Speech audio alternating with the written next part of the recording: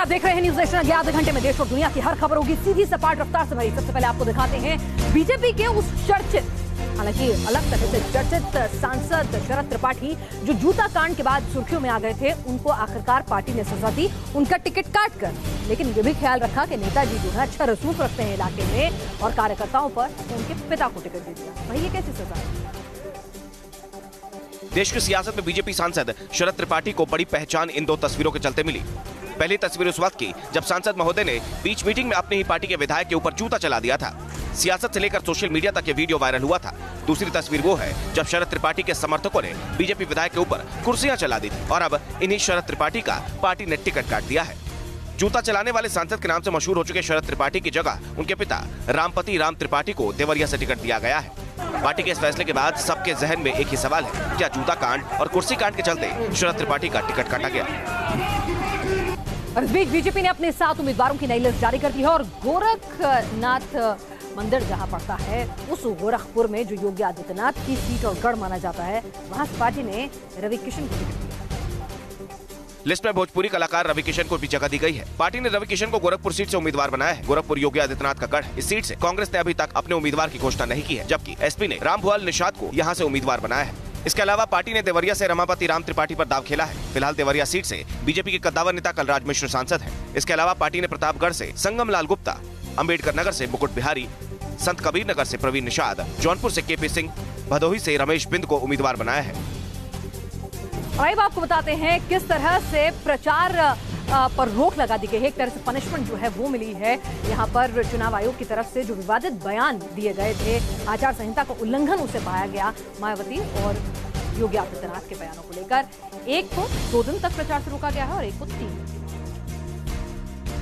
योगी और मायावती पर चुनाव प्रचार करने की रोक 16 अप्रैल से शुरू हो जाएगी। आयोग ने योगी आदित्यनाथ पर 72 घंटे और मायावती पर 48 घंटे तक रोक लगाने का फैसला लिया है। इस दौरान दोनों ही ना तो कोई रैली कर पाएंगे और न ही सोशल मीडिया का इस्तेमाल कर सकेंगे। इनके इंटरव्यू देने पर भी आयोग ने रोक लगाई है। आयोग का यह फैसला तब आया जब दूसरे चरण के लिए मतदान 18 अप्रैल को होना है। आपको बता दें कि जाति और धर्म आधारित बयानबाजी पर कार्रवाई न करने के लिए सुप्रीम कोर्ट ने चुनाव आयोग को फटकार लगाई थी।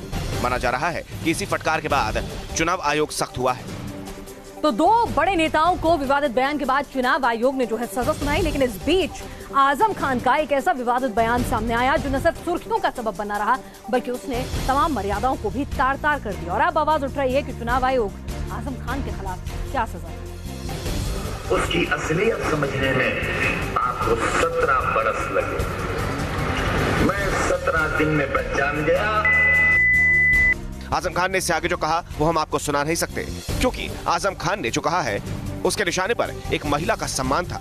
चुनाव आयोग ने जिलाधिकारी से आजम के बयान को लेकर रिपोर्ट मांगी है। आजम खान के इस बयान को लेकर FIR भी दर्ज की गई है।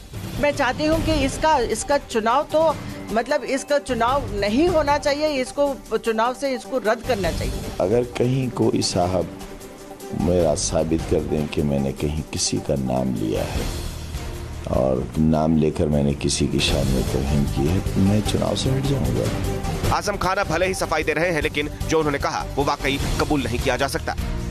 तो एक तो गलत बयानी, ऊपर से सीना जोरी। हालांकि आजम खान के इस बयान की न सिर्फ चौतरफा आलोचना हो रही है, बल्कि महिला आयोग ने भी संज्ञान लिया है। आजम खान के शर्मनाक बयान की न सिर्फ बीजेपी बल्कि कांग्रेस भी निंदा कर रही है।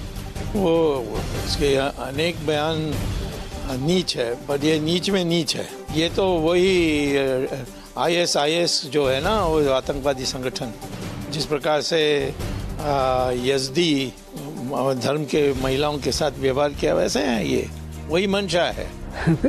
क्या प्रतिक्रिया हो सकती है? गलत काम किया है और ऐसा कभी नहीं होना चाहिए। सुषमा स्वराज ने ट्वीट कर आजम खान पर हमला बोला। मुलायम भाई, आप पितामह हैं समाजवादी पार्टी के। आपके सामने रामपुर में द्रौपदी का चीरहरण हो रहा है। आप भीष्म की तरह मौन साधने की गलती मत करिए। आजम पर विपक्ष हमलावर हुआ तो बचाव में अखिलेश उतरे। हम समाजवादी लोग हैं, कभी हम महिलाओं के इज्जत और बेटियों के इज्जत कभी भी कोई भाषा गलत इस्तेमाल नहीं कर सकते। आजम के इस बयान ने यूपी के सियासी संग्राम को नया विवाद और नया मोड़ दे दिया है। और आइए आपको दिखाते हैं आजम खान का एक और विवादित बयान जो उन्होंने IAS ऑफिसर्स को लेकर दिया। क्या कुछ कहा उन्होंने जो सोशल मीडिया पर वायरल हो रहा है, दिखाते हैं। रामपुर में एक रोड शो के दौरान आजम खान ने फिर ऐसा कुछ कह दिया जो सभ्य समाज की भाषा तो करार नहीं दिया जा सकता। और सब डटे रहो, ये कलेक्टर पलक्टर से मत डरियो, ये तनखैया है, तनखैयों से नहीं डरते हैं। कैसे बड़े बड़े अफसर रुमाल निकाल के जूते साफ कर रहे हैं, उनसे उन्हीं के जूते साफ कराऊंगा इंशाल्लाह ने चाहा। वोटर को रिझाते हुए आजम खान शायद ये भूल गए कि जिन सरकारी अधिकारियों को वो महज तनख्वाहिया कह रहे हैं वो इस देश को चलाते हैं। और आइए अब आपको दिखाते हैं किस तरह से उर्मिला मातोंडकर की रैली में लगे मोदी मोदी के नारे, जिसके बाद बीजेपी और कांग्रेस के समर्थक आपस में भिड़ गए।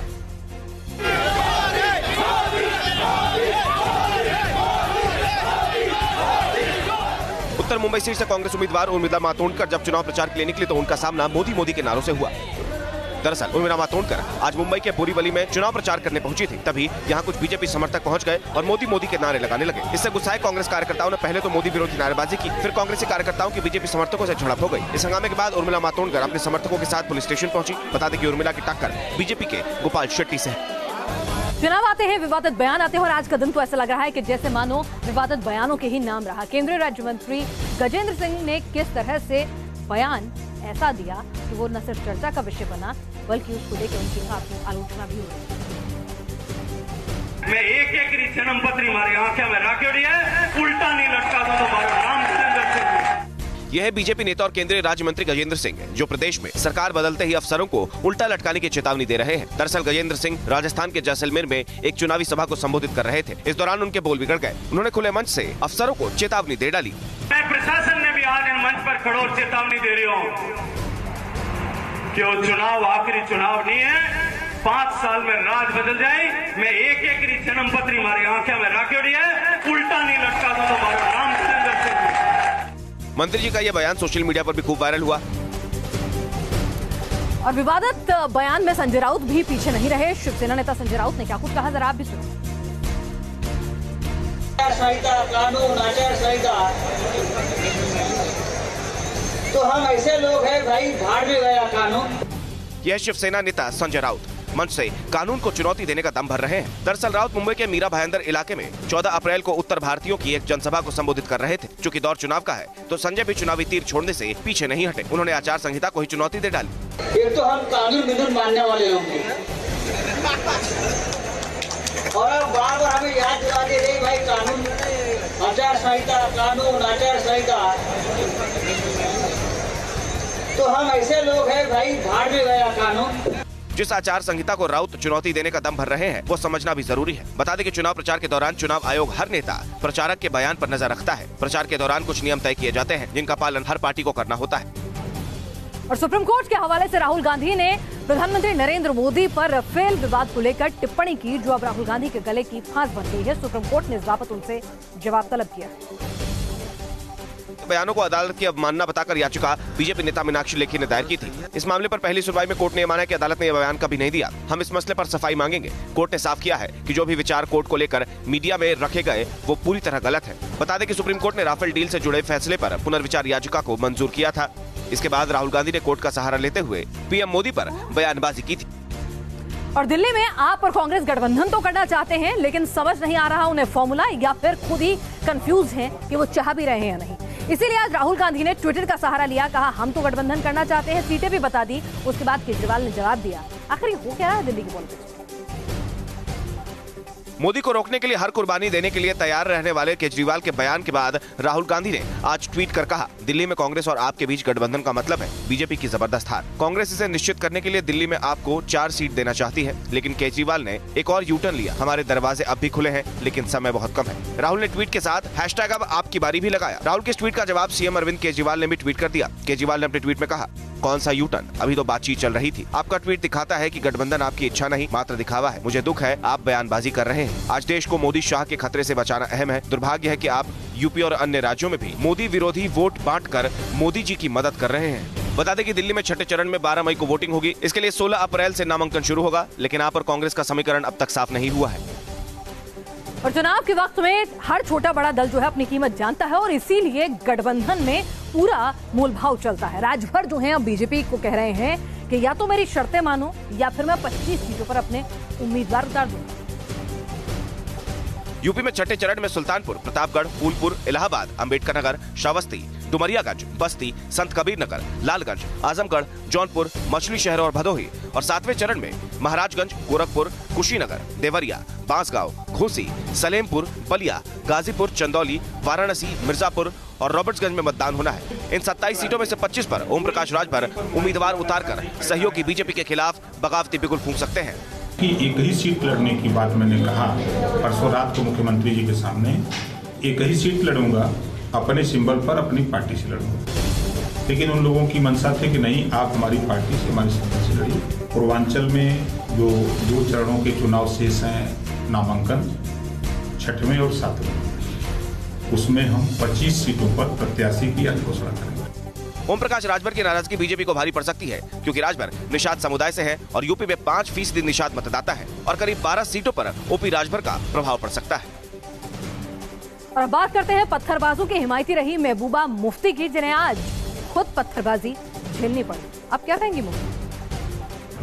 तस्वीरों में आप जो गाड़ी देख रहे हैं, ये उस काफिले का हिस्सा थी जिसमें महबूबा मुफ्ती प्रचार कर रही थी और गाड़ी पर पड़े पत्थरों के निशान बता रहे हैं कि महबूबा मुफ्ती के साथ प्रचार के दौरान क्या हुआ।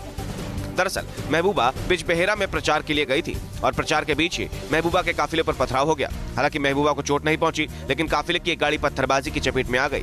आपको बता दें कि बतौर मुख्यमंत्री महबूबा मुफ्ती ने 2 बार पत्थरबाजों को माफी देने का फैसला किया है। इस फैसले के चलते 4000 से ज्यादा पत्थरबाजों के केस वापस लिए गए हैं। बंगाल पाकिस्तान की मुश्किलें और ज्यादा बढ़ रही हैं। उसकी हरकतों के बाद अब इंटरनेशनल मॉनेटरी फंड की तरफ से जो मदद मिलनी थी उसमें और ज्यादा देरी हो सकती है। $2 बिलियन यानी तकरीबन 283 करोड़ पाकिस्तानी रुपए, यह है वो रकम जिसका पिछले 1 साल से पाकिस्तान इंतजार कर रहा है। खबरों के मुताबिक इंटरनेशनल मॉनेटरी फंड फिलहाल पाकिस्तान को बेल आउट नहीं दे रहा। बताया जा रहा है कि अब तक IMF की टीम और पाकिस्तानी प्रतिनिधियों के बीच बेल आउट पर सहमति नहीं बनी है। IMF चाहता है कि बेल आउट की रकम से पाकिस्तान चीन का कर्ज नहीं चुकाए। आपको बता दें कि पाकिस्तान पर चीन का कर्ज तकरीबन 6374 करोड़ पाकिस्तानी रुपए है, जिसका ब्याज भरने के लिए भी पाकिस्तान को लोन की जरूरत पड़ रही है। और खबर खेल के मैदान से, जहां पर आपको बताएं कि आज वर्ल्ड कप के लिए टीम इंडिया का चयन हुआ। कौन से खिलाड़ी जाएंगे मिशन वर्ल्ड कप पर, देखिए। वर्ल्ड कप के लिए हिंदुस्तान की सेना तैयार। मुंबई में चीफ सेलेक्टर MSK प्रसाद और BCCI सचिव अमिताभ चौधरी ने वर्ल्ड कप के लिए 15 सदस्य भारतीय टीम का ऐलान किया, जिसमें 7 बल्लेबाज, 3 ऑलराउंडर, 2 स्पिनर और 3 तेज गेंदबाजों को जगह दी गई है।